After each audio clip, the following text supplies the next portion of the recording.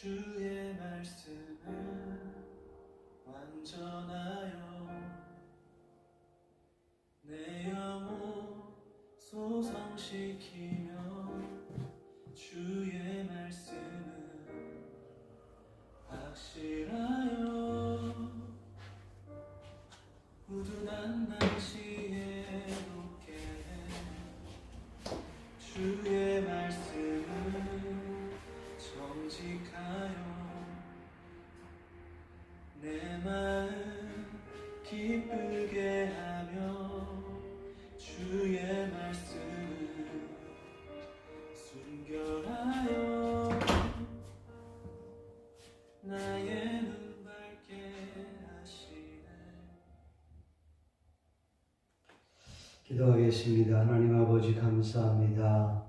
오늘도 주님의 귀한 말씀 전하기 원하는데 말씀이 주님이 함께 하시고 또 이 말씀을 통하여 우리의 삶에 놀라운 변화의 역사가 나타나도록 주여 축복해 주시옵소서. 감사를 드렸고 예수님의 이름으로 기도하옵나이다. 아멘. 오늘 하나님께서 저와 여러분들에게 주시고자 하시는 은혜의 말씀의 제목은 마지막 권면과 부탁이라고 하는 제목으로 말씀 전하기 원합니다. 이 말씀을 읽고 듣고 보는 가운데 성령 하나님의 폭포수와 같은 은총이 저와 여러분들 심령 가운데 넘쳐날 수 있기를 존귀하신 예수님의 이름으로 간절히 축원합니다. 잠언 17장 10절에 한마디 말로 총명한 자에게 충고하는 것이 매 100대로 미련한 자를 때리는 것보다 더욱 깊이 박히느니라고 했습니다. 비난과 충고를 구별할 수 있는 자가 지혜로운 사람인 줄로 믿습니다. 스페인 마드리에서 태어나 멕시코와 또 미국을 거쳐 활동하던 성악가 이야기를 하고자 합니다. 최고의 성악가가 되기 위해 부단히 노력을 하던 그는 이스라엘에서 장기 공연을 하며 큰 인기를 누렸습니다. 신문과 언론은 그가 설령 실수했다 하더라도 문제를 삼지 않았고 신이 내린 목소리라고 칭찬을 들어주게 했습니다. 그러나 그와 함께 오페라를 했던 한 성악가가 숙소로 찾아와서 이런 충고를 했습니다. 당신의 발음을 성악가인 나도 알아듣기가 힘듭니다. 호흡법을 바꾸는 것이 어떻겠습니까? 호흡법을 바꾸면 훨씬 더 좋아질 것입니다. 라고 충고를 했습니다. 나는 정말 당신을 존경하고 좋아하기에 용기를 내어서 이렇게 말을 하는 것입니다. 그는 처음 그 말을 듣자 기분이 별로 좋지 않았고 인정하고 싶지 않았을 것입니다. 그러나 냉정하게 생각해 보니 발음이 확실히 정확하지 않았습니다. 그는 2년간 호흡을 다시 연구하면서 정확한 발음을 위해서 노력했고 다른 사람의 조언을 귀하게 여기고 그 조언을 받아들여서 오페라에서 유명한 그 팝송으로 또 대중화를 크게 일으켰던 사람이었죠. 그는 세계 3대 테너 가수 중에 한 사람으로 우리가 잘 알고 있는 성악의 거장인 파파로티, 카레라스, 그리고 지금 소개하는 플라시도 도밍고라고 하는 사람입니다. 이 플라시도 도밍고는 진심 어린 충고와 비난을 구별하는 지혜가 있었던 사람입니다. 성도 여러분, 나에게 진심 어린 충고를 해주는 사람을 가까이 하고 또 그 말에 귀를 기울이시기를 바랍니다. 그러나 정반대로 나를 비난하는 소리는 흘려 보내시기 바랍니다. 그러면 반드시 주님께서 좋은 것으로 갚아 주시고 채워 주실 것입니다. 본문은 바울 사도가 마지막으로 골로새 교회 성도들에게 권면과 부탁의 메시지를 전하고 있는 내용입니다. 이 내용을 살펴보면서 함께 은혜 나누기를 원합니다. 지난 시간에 구원받은 성도의 삶을 시리즈로 3번에 걸쳐서 말씀을 드렸습니다. 그 중에 맨 마지막 부분이었던 크리스천들이 이 세상에서 어떻게 생활해야 하는가라는 이 부분을 말씀을 드렸습니다. 복습한다는 의미로 잠깐 다시 생각해 보기 원하는데, 사회생활에 중요한 원칙 4가지를 말씀을 드렸습니다. 첫째는 육신의 상전에게 순종하라. 물론 범죄를 요구할 때에는 순종할 수 없지만 그 외에 직장 상사로서 당당히 요구할 때 내 마음에 들지 않고 또 내 이성에 맞지 않아도, 내가 납득이 되지 않아도 당연히 순종해야 하는 것입니다. 둘째로 사람을 기쁘게 하는 자와 같이 눈가림만 하지 말고 하나님 앞에서 두려워하는 마음으로 또 성실한 마음으로 일을 하라는 것이죠. 세 번째로는 무슨 일을 하든지 주님께 하듯 하고, 네 번째로는 불의한 일을 행할 때는 그에 대한 보응을 받을 것을 인식하고 또 상 주실 그 주님을 바라보라고 하는 말씀을 전했습니다. 아주 중요한 부분을 말씀을 드렸는데, 그런데 여기서 우리가 상전들에 대한 이야기는 말씀을 드리지 못했어요. 그 부분이 오늘 본문에 나오고 있습니다. 자, 종들은 상전들에게 순종하라고 했는데, 그렇다면 상전들은 종들에게 어떻게 해야 할까? 현대식으로 말하면 기업의 회장이나 아니면 사장이나 사업을 운영하는 오너는 어떻게 종업원들에게 해야 하는가라고 하는 것이죠. 이 시간 한번 생각해 보려고 합니다. 상전들은 의와 공평과 종들에게 베풀지니.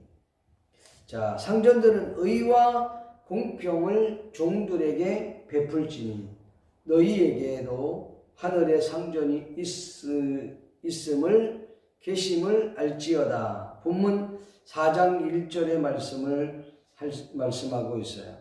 4장 1절에 보니까 상전들아 의와 공평을 종들에게 베풀지니 너희에게도 하늘의 상전이 계심을 알지어다 라고 기록하고 있어요. 그러니까 사회에서 오너 내지는 기업을 운영하고 있다라고 하면 정정당당하게 또 공정하게 종들을 대우하라는 것입니다. 여러분들도 하늘의 주인이 있기 때문이라는 사실을 잊지 말라는 것이지요. 오너들은 종업원들에게 정당하고 공정하게 대우하라는 것은 종업원들이 일한 만큼 급여를 주어야 한다는 말입니다. 흔히 말하는 노동 착취를 해서는 안 된다는 것이죠. 만약에 내가 노동자들에게 처우 개선은 그만두고서라도 일단은 그들이 일한 만큼의 급여를 주어야 한다고 하는 것이에요. 그렇지 않는다면 하나님께서 그들에게 부응하실 것이라는 사실을 성경은 언급하고 있습니다. 성도 여러분, 모든 영역에서 하나님께서 아니 계신 곳이 없다는 사실을 여러분들은 인정하십니까? 지난 시간에도 말씀드렸습니다만 아브라함 카이포라고 하는 신학자가 이렇게 주장했어요. 하나님의 영역 주권이라는 말이 바로 그것입니다. 코람데오, 하나님 앞에서 두렵고 떨리는 심정으로 성실하게 일하라는 것이지요. 이것은 종들이나 상전들이나 할 것 없이 모두에게 다 해당되는 말씀입니다. 종들은 상전들에게 순종할 뿐만 아니라 상전에게 눈가림만 하지 말고 주님께 하듯 순종하라고 말씀하고 있어요. 자, 그렇다면 상전들은, 주인은 내지는 오너, 기업가들은 이 종업원들에게 어떻게 대해야 되느냐라는 것이죠. 한마디로 얘기하면 그 상전들은 종들에게 형제로 대하라는 것입니다. 바울 사도가 오네시모를 빌레몬에게 다시 보내면서 이 오네시모는 빌레몬의 종이었습니다. 하인이었습니다. 노예였습니다. 그런 그를 너의 형제로 받아들이라고 이야기하고 있습니다. 마찬가지로 오늘 이 본문의 상전들은 종들을 형제로 대하고 그들의 인권을 존중하라고 하는 것이지요. 사람 위에 사람 없고 사람 밑에 사람 없다는 속담처럼 인간답게 살 수 있도록 기업주는 그 종업원들에게 도움을 주어야 한다는 말입니다. 사람은 본래 태어날 때부터 권리나 의무가 누구에게나 평등하게 갖고 태어나기 마련입니다. 만약 일하고 있는 노동자가 나의 형제요, 자매요, 나의 동생이요, 나의 부모님이라고 한다면 우리가 그들에게 함부로 대할 수 있겠습니까? 아마도 그렇게 하지 못할 것입니다. 그러나 그들이 최선을 다해 일을 했다면 그 일한 만큼의 급여를 받도록 하는 것이 하나님 앞에서도 옳은 일이라고 하는 사실을 여러분 잊지 않아야 합니다. 회사가 여유가 되면 더 사원들의 처우 개선을 해 주어야 할 것이지요. 함께 어울려 살아가는 것이 바로 이 사회 공동체가 아니겠습니까? 사실 대우를 잘 받으면 더 열심히 일하는 것은 인지상정이 아니겠습니까? 상대방이 나를 인정해 주지 않고 노동만을 강조한다면 누가 열심히 일을 하겠습니까? 개도 자신을 인정해 주는 주인에게 목숨을 바친다고 하지 않습니까? 이처럼 이 기업주들이 또는 오너들은 종업원들을 어떻게 대우하느냐에 따라서 종업원들의 행동도 바뀌게 된다는 사실입니다. 오너, 종업원들은 마치 자신의 일처럼 죽게 대하듯 그렇게 일을 해야 된다는 것이지요. 옛말에 가는 말이 고와야 오는 말도 곱다 뭐 그런 말이 있잖아요. 제가 대학 다닐 때 이제 알바를 했던 때가 있었습니다.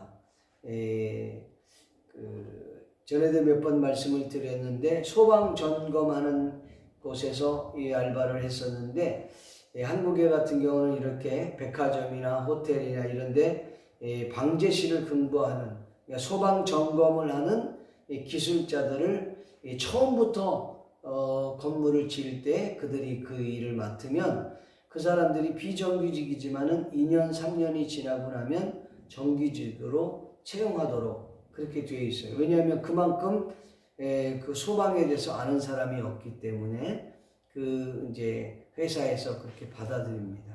근데 그 일을 하는 분 중에 이제 우리 과장 되시는 분은 남의 그 실력을 인정해주는 그런 장점이 있어서요. 함께 일하셨던 분 중에 제가 현대백화점 그쪽에서 일을 할 때 그 처음부터 일을 하셨던 분이에요. 그분은 고등학교밖에 나오시지 않은 분인데 아주 성실하고 일을 열심히 하셨어요. 그러니까 그 과장은 그 사람 보면서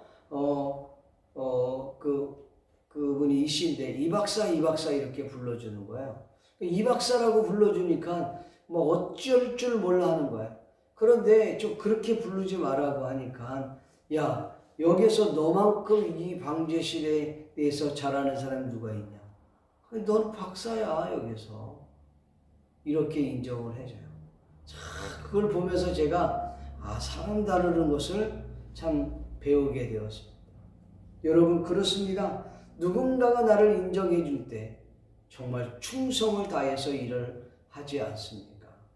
오늘 저와 여러분들이 정말 하나님 앞에서도 인정을 받고 또 저와 여러분이 충성을 다하는 저와 여러분이 되기를 바라고 여러분이 지금 직장 다니는 그곳에서 여러분 충성을 다할 수 있는 그런 저와 여러분이 되기 바랍니다.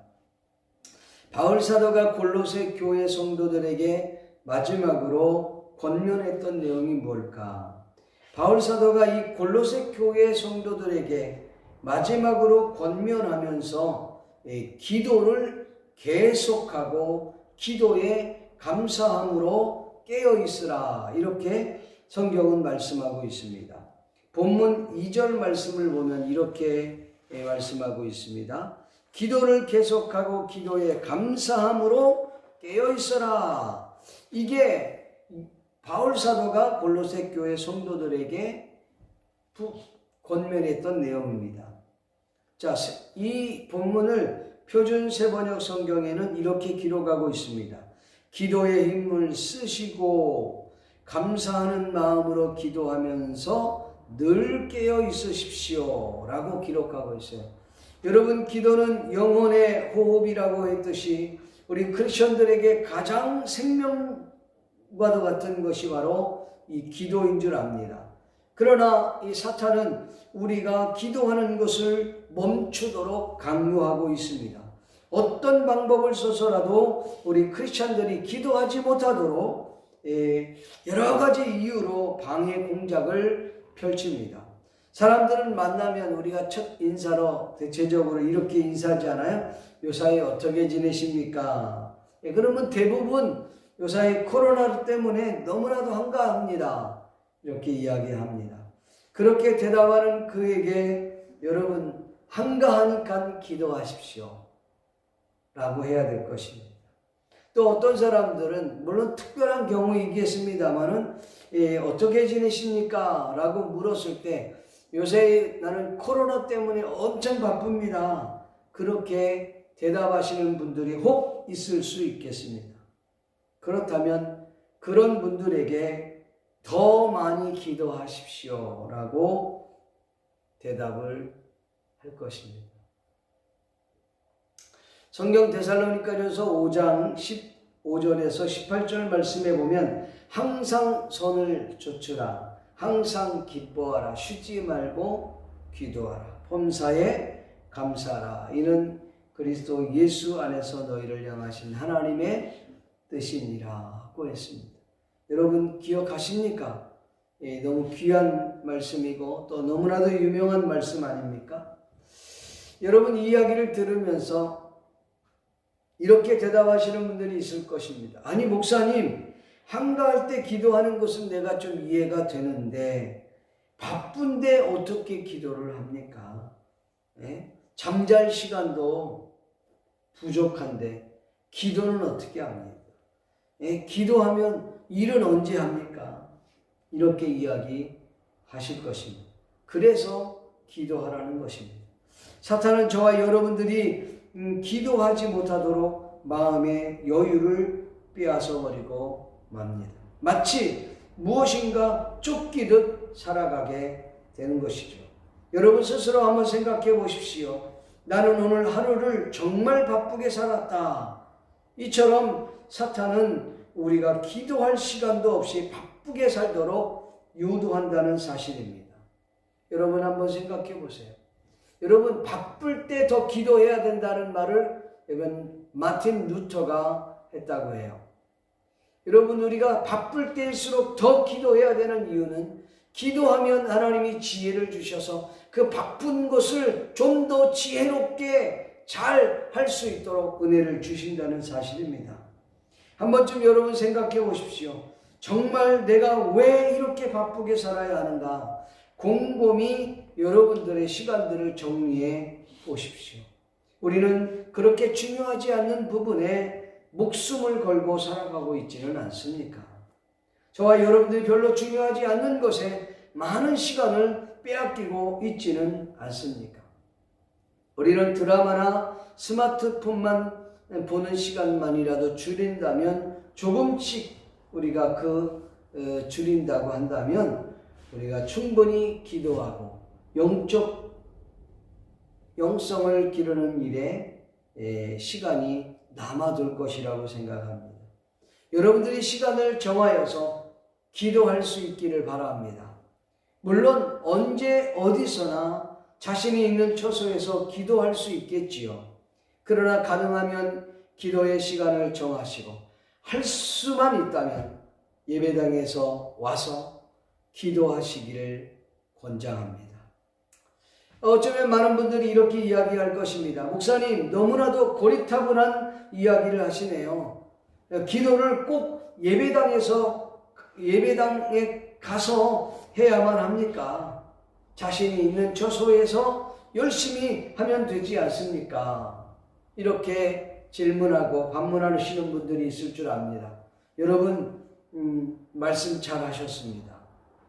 기도를 반드시 꼭 예배당에서만 기도해야 된다는 말씀을 드리지는 않았습니다.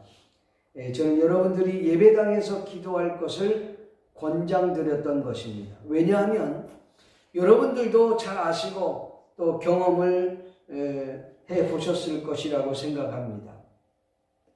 여러분들에게 한번 질문해 보겠습니다. 있는 처소에서 기도하면 되겠죠. 그렇다면 여러분이 있는 처소에서 여러분은 얼마나 몇 시간을 기도하십니까? 목사님, 꼭 기도를 오래 해야지 중요한 것입니까? 꼭 그런 것만은 아닐 것입니다. 그러나 저와 여러분이 있는 처소에서 집중적으로 하나님 앞에 정말 기도하는 시간을 늘려갈 수 있느냐는 것이죠. 최소한 나는 1시간을 한다. 그런 분 계십니까? 정말 훌륭한 일이고 다행한 일이라고 생각합니다. 그럼 다시 한번 묻겠습니다. 1시간을 기도하는 그 여러분들에게 일주일에 몇 번을 그렇게 하십니까? 쉽지 않는 일이라고 생각합니다. 그렇다면 여러분, 내가 있는 처소에서 50분, 40분, 30분, 20분 이렇게 기도할 수 있습니까? 이 또한 쉬운 일은 아닐 것입니다. 왜요? 환경이 나를 그냥 내버려 두지 않기 때문입니다. 회사에서 그렇게 오랫동안 집중하며 여러분 기도할 수 있습니까? 집에서 그렇게 오랫동안 기도하도록 환경이 나를 도와주시던가요? 절대로 도와주지 않습니다. 아니, 사탄이 그것을 허락하지 않을 것입니다. 기도하려고 하면 꼭 어떤 문제가 생기더라고요. 저의 경우에 보면 기도하라고 하면 기도하려고 하는 마음만 먹어도 꼭 사탄은 방해 공작을 시작합니다. 사탄의 방해인 줄도 모르고 우리는 일단 이 일을 처리하고 그 다음에 저녁 때 기도하지 뭐 이러면서 위안을 찾습니다. 저녁이 되어 집으로 돌아옵니다. 식사 준비하랴, 방 청소하랴, 밀린 빨래하랴, 내일 또 회사 갈 것도 준비하랴, 학교 갈 준비하랴, 아니면 과제 준비하랴, 그리고 또 TV 보랴, 핸드폰 보랴. 시간이 모자랍니다. 그리고 나면 몸이 지칠 대로 지쳐서 기도하려는 마음은 까마득히 멀어져 가는 것을 우리가 보게 됩니다. 아예 기도조차 생각도 못하고 예배하는 것조차도 뒷전으로 밀려나게 되는 것이죠. 이것이 사탄의 전략입니다. 그리고는 우리 스스로가 이렇게 위안을 삼습니다. 마음은 원이로되 육신이 약하여서. 우리는 다시 결심합니다. 또다시 내일 시작하기로 마음을 다잡죠. 여러분, 말은 번지르하지요. 있는 처소에서 기도하고 예배하면 되지 라고 하는 말입니다. 저는 이 말은 사탄이 준 독약이라고 생각합니다.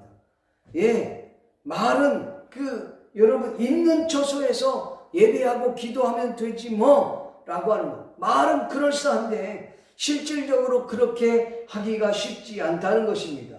성도 여러분, 영적 싸움이라는 것은 뼈를 깎는 아픔이 필요한 것입니다. 그래서 우리가 힘들고 어려워도 예배당에 가서 기도하고 예배하는 훈련을 해야 하는 것입니다. 반드시라고 하는 말을 붙이지는 못할 거예요. 왜냐하면 여러분, 교회 가는 사람들 핍박하는 경우가 있어요. 공산권이나 여러 가지 어려운 상황이 있을 때 교회 가면 핍박을 받는 그런 경우가 있기 때문에 꼭 교회에 가야만 하는 것은 아니죠. 다니엘이 그랬던 것처럼 예루살렘 성전을 향하여서 하루에 3번씩 기도했던 그런 경우도 있지 않습니까? 또한 성전이 없었던 시기가 있었기에 예배당에서만 기도하라는 것은 어불성설일 것입니다. 그러나 우리에게 예배당이 주어져 있고 예배할 수 있는 장소, 기도할 수 있는 장소가 있다면 우리가 집중할 수 있는 곳에 가서 정한 시간에 기도하는 것이 옳다고 말씀을 드리는 것입니다.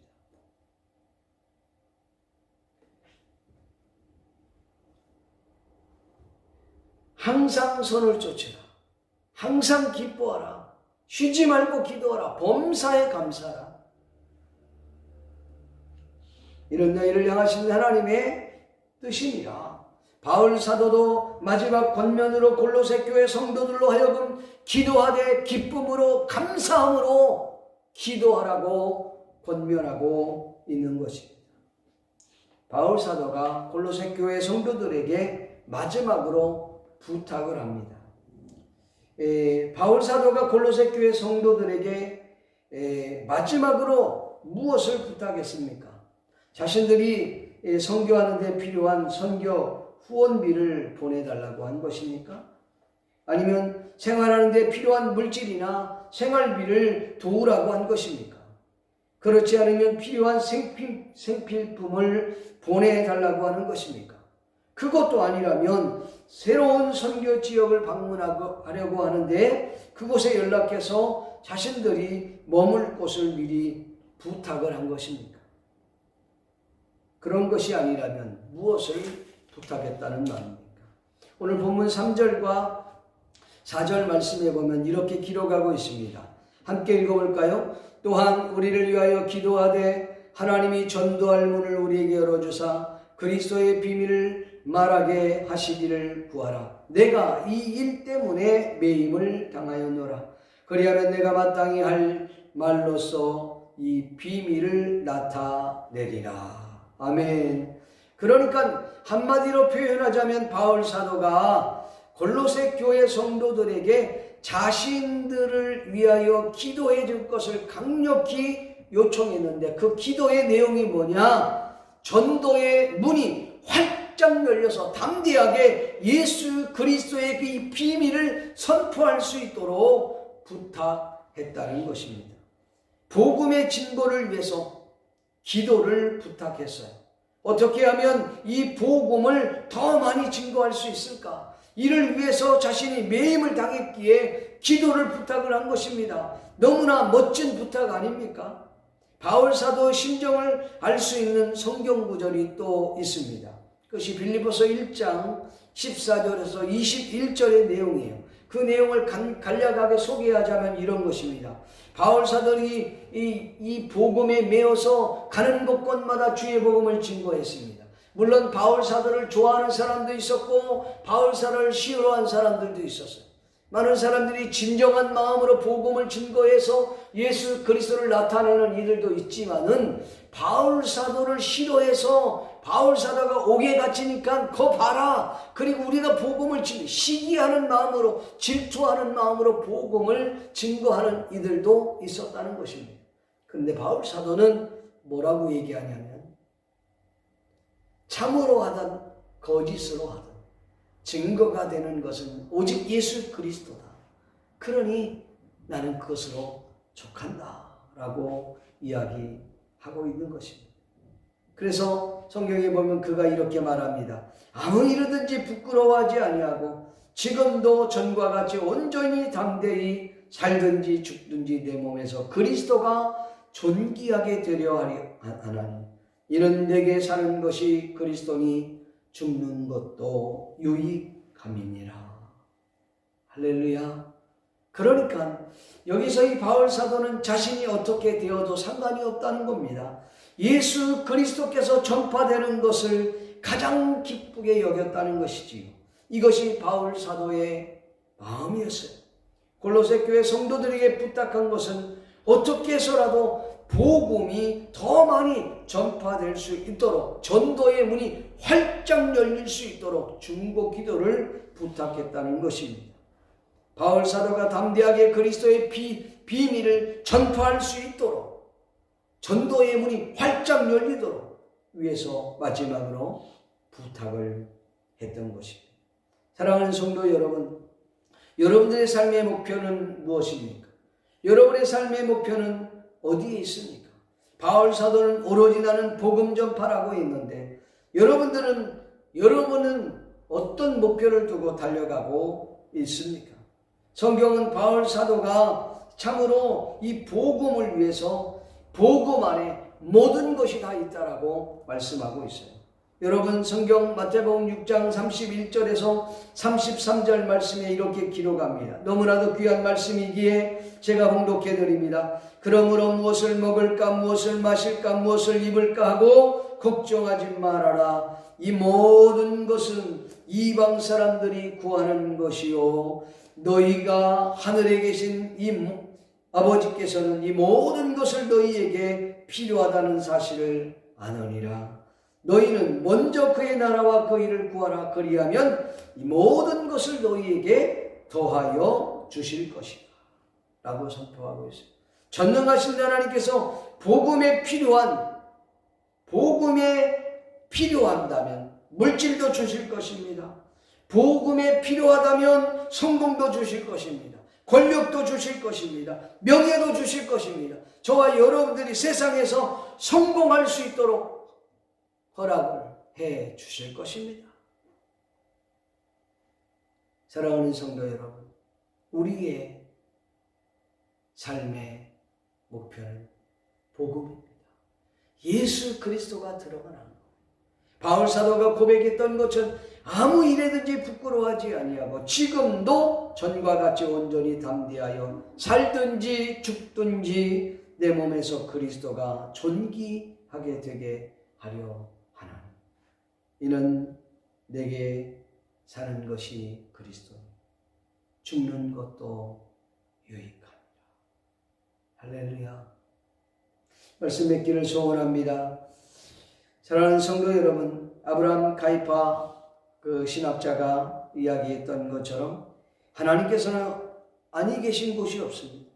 그러므로 저와 여러분들이 코람되어 하나님 앞에서 최선을 다해 정말 종들은 상전을 죽게 하듯 하고 상전들은 종들에게 마치 형제를 대하듯 자신에게 최선을 다해서 하라는 것이지. 하나님이 나를 지켜보고 있다는 사실을 잊지 않아야 됩니다. 우리 크리스천들은 이 세상에서 최선을 다하는 삶을 살되 무엇보다도 바울 사도가 권면했던 것처럼 부탁했던 것처럼 어느 곳에 있든지 간에 하나님 앞에 기도하기를 기쁨으로 감사함으로 지속적으로 기도할 수 있기를 주의 이름으로 축복합니다. 이것은 사역자뿐만 아니라 모든 크리스천들이 복음의 문이 활짝 열려 예수 그리스도의 비밀을 전하는 일에 내 인생을 걸 수 있기를 존귀하신 예수님의 이름으로 간절히 축원합니다.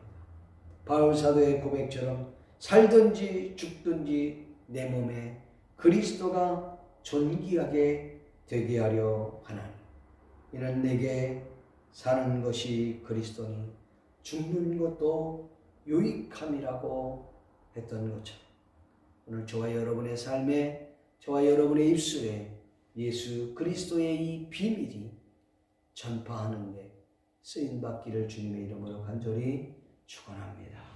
기도합시다. 고마우시고 자비로우신 아버지 하나님 감사합니다. 귀한 말씀을 마음에 새기게 하시고 이 말씀을 가지고 우리도 인생에 정말 하나님 앞에 귀하게 쓰임받을 수 있도록 도와주시옵소서. 바울 사도의 권면을 헛되이 듣지 않게 하시고 마음에 새기고 정말 주의 나라와 주의 영광을 위해 값지게 쓰임받는 저희들 다 되도록 주여 은혜 베풀어 주시옵소서. 감사를 드리옵고 존귀하신 예수님의 이름으로 기도하옵나이다. 아멘.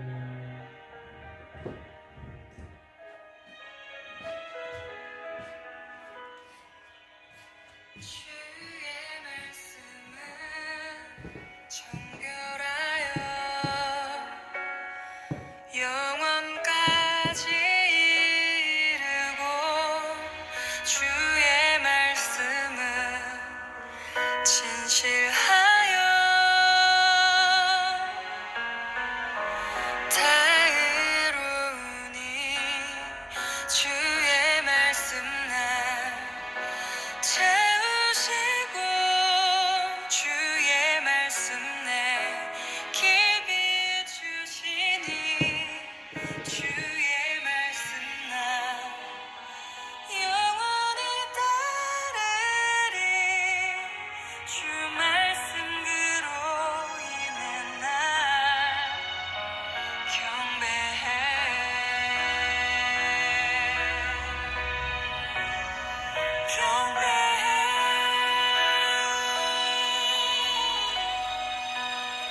정답